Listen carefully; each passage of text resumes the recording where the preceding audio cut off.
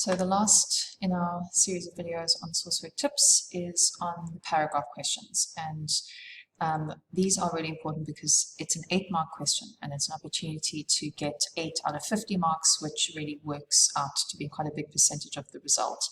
The biggest issue with this is that it's the last question in the source-based section, and people often run out of time or they choose to leave it out because they feel like they don't know what they're doing, and that really is unfortunate because it's actually quite easy to get those 8 marks and it makes a big difference to your overall result. So for the paragraph question, the most important thing to remember is that you're answering a specific question. You're not just writing a bunch of random stuff from the sources, you're actually trying to answer a particular key question. And that key question actually appears at the top of the question, the section of the source-based paper, and it also then is the same as the paragraph question. And the other most important thing is that you must paraphrase. So this is not something that you can just lift a bunch of information from the sources. You need to put things into your own words. So if you think about how to answer this, if you take the example that we've been working with in terms of the sources that deal with the Reign of Terror, you're referring to sources A to D, so it'll always give you reference to all of the sources and your own knowledge. And that tells you that you need to be thinking about how to answer this question, not just from what the sources say, but in general. And then it'll always say write a paragraph of no more than 80 to 100 words or 10 lines. You actually can write more than that. We don't stop marking aperture level once you've got to that word count. The general indication is about half a page if you've got normal sized handwriting, maybe 3/4 of a page if it's slightly bigger handwriting. Definitely not more than a full page. Anything longer than that, you're wasting your time. It's not necessary. So I would generally speaking aim for about half a page to 3/4 of the page. And when you're looking at this key question, you want to make sure that you are underlining what the question is actually asking you. So in this case, I'm going to underline the word discussing how the goals, so I'm thinking about what was the point of the French Revolution from the early stages, so I'm going to highlight that, so I know, okay, I'm looking out for information about the beginning of the revolution to the time of the Republican Convention and the Reign of Terror. And then I'm going to look for other sources that deal with information about that.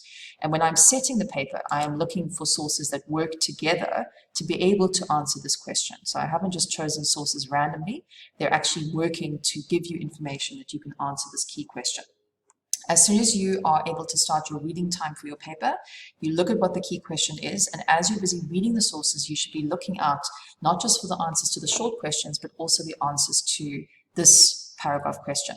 My recommendation is that as you're looking at the sources, so if you're looking at the various, you've got longer written sources, you've got visual sources, and remember that with all of your sources, there's also information that comes in the section just below the label of the source, and that's also relevant. You can include that information.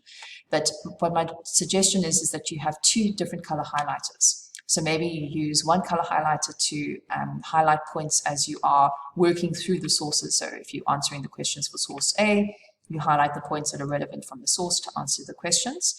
But then at the same time, the whole way through that source-based section, at the back of your mind, you know that you're needing to answer something about the nature of the revolution at the start and then by the time of the Reign of Terror. So as I'm busy answering the questions here, maybe this jumps out at me that I want to think about the nature of the revolution. So here we've got at the beginning, this is in autumn of 1789, so I know this is the start of the revolution. I've got my Republicans who want to abolish the monarchy altogether. So I might highlight that. Okay, that's a point of tension.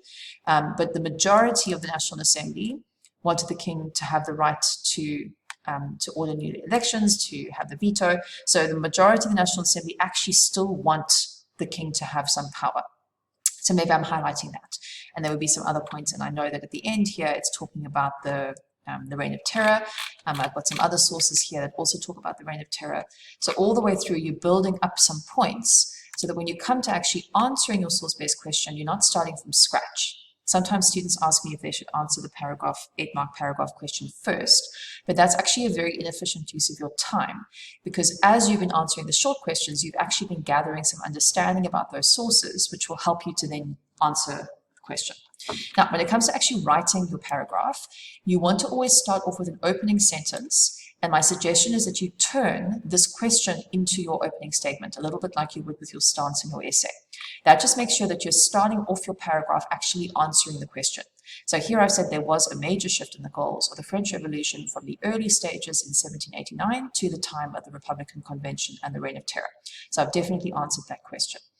Then the next thing I need to be mindful of is I must use all of my sources. And I can either start off by saying source A shows or according to source A, or I can put things in brackets, but I want to actually reference that. Every year at matric marking, we have a debate about whether the sources must be referenced, and the government wants us to do that, but then we kind of get marks anyway. But you want to just cover your bases, make sure that you're making sure that you're not going to fall on the wrong side of the decision when you get to matric. So rather just include the references to the sources. It also just helps your marker to get a sense of, have you actually got the relevant points? So it's just a good way to help your marker to mark your paragraph accurately. So what we do is we want to see 8 bullets, generally speaking. So I will do a little dot. So maybe with this paragraph, I'm reading source A shows the abolishment of feudalism. So that's my first fact. It was not satisfactory to some revolutionaries because they wanted to see the end of the monarchy altogether. That's my second bullet. The more moderate revolutionaries aimed to gain civil liberties. I'm going to give a point there. And a constitutional monarchy, there's another point there. So you can actually get 2 bullets within one sentence. It doesn't have to be 4 different sentences. So already I've got 4 facts just from that first source, which is what I'm expecting because this was my longest source. Right, then I've got some other things here. The revolution aimed to achieve equality and freedom from all the states, and also freedom of speech. Now that I've labeled as my own knowledge. And as of the end of last year, it actually is a requirement that if you don't have something labeled as own knowledge, that you will only get 6 or 7 out of 8 for your paragraph. So you really want to make sure that you put that in there. This can come anywhere. It can come at the start, it can come at the end, but it needs to be somewhere. And my recommendation is that you label it, even though it looks a bit stupid, but it's just so that your marker, again, has that pointed out to them, hey, this is where my own knowledge point is coming in. So you know stuff about the topic, and this is your opportunity to bring that in. And this is particularly important to help you answer that question. So don't just write something random. Think about, okay, what do I know about the goals of the revolution? Then, when I go to my next source, source B shows Robespierre, who was an extremist and a leader of the Jacobins. By the Reign of Terror, the goal had become to get rid of any counter-revolutionaries. A little bit there. Take extreme measures to achieve this. Maybe I mentioned the guillotine there. And then my last source, in source D, we see the Reign of Terror execution system was extremely bloody. So I would have made sure that I have enough bullets. And as you're busy writing your paragraph, you could almost put your little bullets there in your mind to think, have I actually put 8 different points? You then want to wrap up with a short concluding sentence. You can just sort of use the same language of the question again. Here I've chosen just to sort of answer the question slightly differently. By the time of the National Convention, there was no longer a focus on freedom of speech and political liberty. So I've kind of explained what the difference in goals was. Now, once as a marker, I've put my 8 bullets, I've checked that there are 8 facts. We then essentially get into negative marking. And this is where I'm going to check, okay, has the person broken any of these rules? Have they actually gone against the principles of what this paragraph should involve? So if you've quoted, you are immediately looking at a maximum level of 5 out of 8. And the reason we're so strict about this is because what some people do is that they just rewrite sections of the sources. They don't answer the question. They're not showing their understanding. They're just lifting from the sources. So be very, very careful about this. As you're doing your highlighting, when you're busy doing your working through the sources, you want to check that you haven't accidentally actually rewritten this. So think about changing the word order of the sentence. Think about the synonyms that you can use to give different words so that you can really make sure that you are actually using your own words. There are other little random things. So if you've got a line break, if you've actually sort of just, if you randomly put a gap there, now you have 2 paragraphs, not 1 paragraph, and that's going to be, you'll lose marks for that. As I said, no point of own knowledge is a problem. And if you don't have reference to the sources, we always have a debate, but it often lands up being that if it's just sort of random stuff from your head, not from the sources, then it's a maximum of level 2. So you want to make sure that you are covering all your bases, not losing any silly marks. The really important thing is to think about, how am I answering the question? Have I put the things into my own words? Because you're demonstrating your understanding.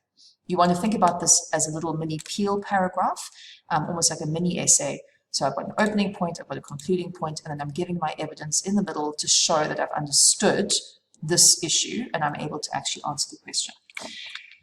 It's better to leave out one of the earlier questions and actually to do your paragraph. Don't leave this out. It really is worth making sure that you get the marks here.